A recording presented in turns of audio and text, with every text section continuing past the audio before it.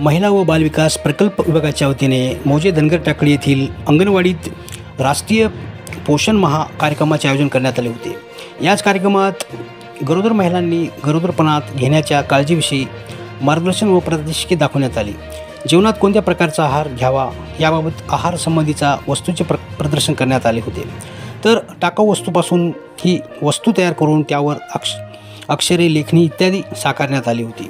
अतिशय सुंदर हा उपक्रम यावेळी धनगर टाकळी येथे घेण्यात आलेल्या या कार्यक्रमाच्या अध्यक्षस्थानी मीराताई सैनाजी माटे, तर प्रमुख पाहुणे म्हणून ग्रामविकास अधिकारी श्री हिरळकर, बालविकास प्रकल्प अधिकारी मनीषा काळे, पंचायत समिती सदस्य सुनीता साखरे, डॉक्टर तालडे, डॉक्टर जोशी, श्री नरावाड, पर्यवेशिका FU भालेराव, UU अळसे, उपसरपंच शेख मखदूम, शेख चांद, मनीषा ढगे सह आदींची उपस्थिती होती। तर याच कार्यक्रमात एक पेड माँ के नाम या कार्यक्रमाचेही प्रात्यक्षिक दाखवून अंगणवाडीत 2 झाडे लावण्यात आली। हा उपक्रम राबवण्यात आला। अतिशय सुंदर हा उपक्रम होता। या कार्यक्रमाच्या यशस्वीसाठी चित्रा कुलकर्णी, नूर बेगम सय्यद, संध्या गायकवाड, सुशीला पांचाळ, रेखा ढगे, रंजना कोकरे, नीता जोंधळे, सुकेशनी ढगे, सुनीता पुंजारे, जगन्नाथ साखरे, तुराब शेखसह सेविका मदतनीस यांनी परिश्रम घेतले।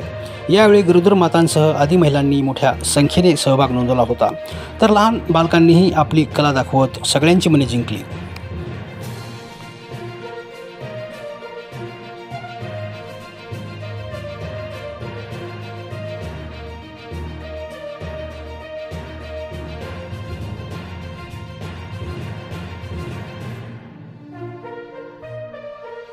आणि इथे जमलेल्या माझ्या तमाम बालमित्रांनो, आज 23 जुलै 1856 रोजी चिखली गावी झाला। तर मी लोकमान्य टिळक झाले। त्यांचे पूर्ण नाव केशव गंगाधर टिळक। वडिलांचे नाव गंगाधर पंत होते। आईचे नाव पार्वतीबाई होते। एवढे म्हणून मी माझे भाषण संपवते। जय हिंद, जय भारत। अंगणवाडी क्रमांक 4। तू आज कोण तयार झाली? बाबासाहेब आंबेडकर।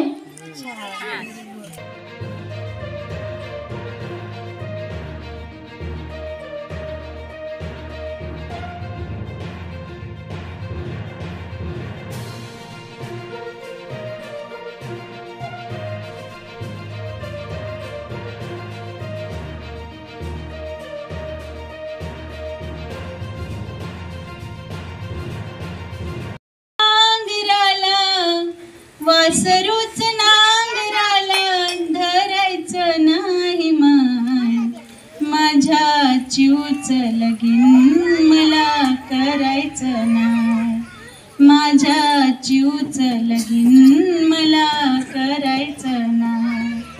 वासरूच नांगराला, वासरूच नांगराला धरायचं नाही माय, माझ्या चिऊच लगीन मला करायचं नाही।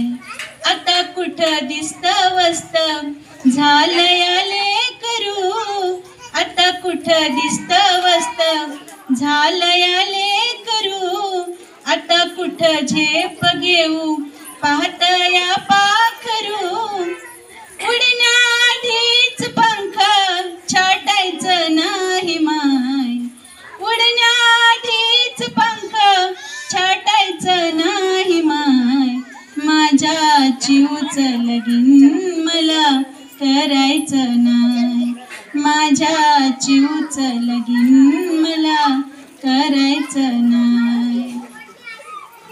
कान वाविले माझी आई जिजाई, अंगणात खेळाविया सावित्री रमाई, यशोधरा माझ्या पोटी जन्मायची नाही ग, माझ्या चिऊच लगीन मला करायचं नाही, माझ्या चिऊच लगीन मला करायचं नाही। झाला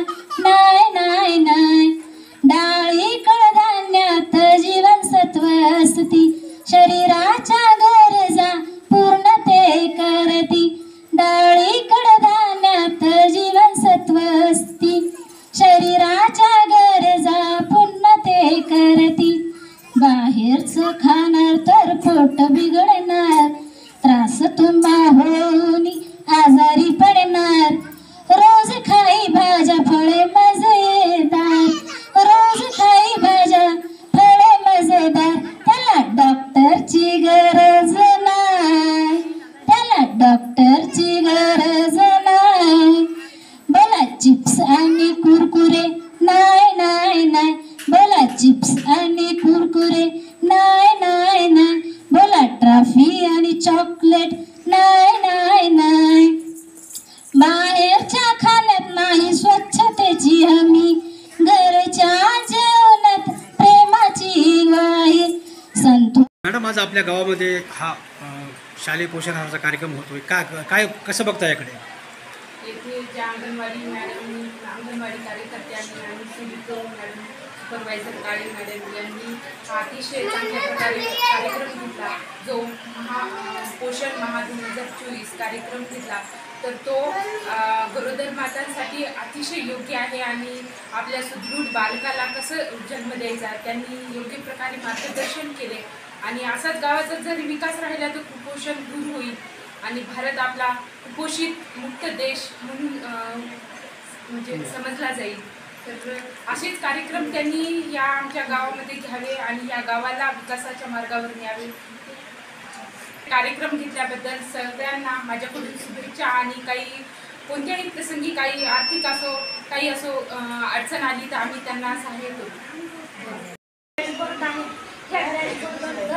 एक कार्यक्रम घेऊन 5 ॲक्टिव्हिटी आम्ही तिथे डाउनलोड पण करायला, म्हणजे त्या ॲक्टिव्हिटी सर्व महाराष्ट्रात जे काम जे इथं जे आपण ऑफलाईन काम केलेलं आहे जे आहे त्या कार्यक्रमात आम्ही प्रत्येक अंगणवाडीमध्ये 5 ॲक्टिव्हिटी याप्रमाणे 5 ॲक्टिव्हिटी आमच्या अंगणवाडी आपण त्याच्यामध्ये डाउनलोड करत आहे, जेणेकरून जे काम ऑनलाईन आणि ऑफलाईन दोन्ही कामाची आमची लोन घेतली. टिकाऊ हे अंगणवाडी लेकरांना उपक्रम घेत असतो. त्याच्यामध्ये आम्ही टाकून दिलेले डबे त्याला आपण कलर लावायचा, जेणेकरून आपल्याला भाज्या कोणत्या कलरच्या असतात किंवा आपल्याला फळं कोणत्या कलरची असतात ह्या कलरमधून शिकवता येईल. आणि जी वस्तू फेकण्यात जाईल ती आपल्या गरज वापरण्यात येईल ते आपण आम्ही लेकराला याच्यातून शिकवतात. तर ही आम्ही डबी फेकणारे डबे जे आहे त्याचा आम्ही उपक्रम असा राबवला की फाटलेले चार्ट होते त्याचं अक्षर एक अक्षर घेऊन आम्ही जोडलेलं असतं याच्यामध्ये, जेणेकरून लेकराला शिकता पण येईल आणि ते खेळता पण, जेणेकरून त्याचं नुकसान पण होणार नाही की हाताला लागणार नाही किंवा जड अशी वस्तू नाही की पायर पडायचं जखम होईल असं काहीच नाही याच्यामध्ये.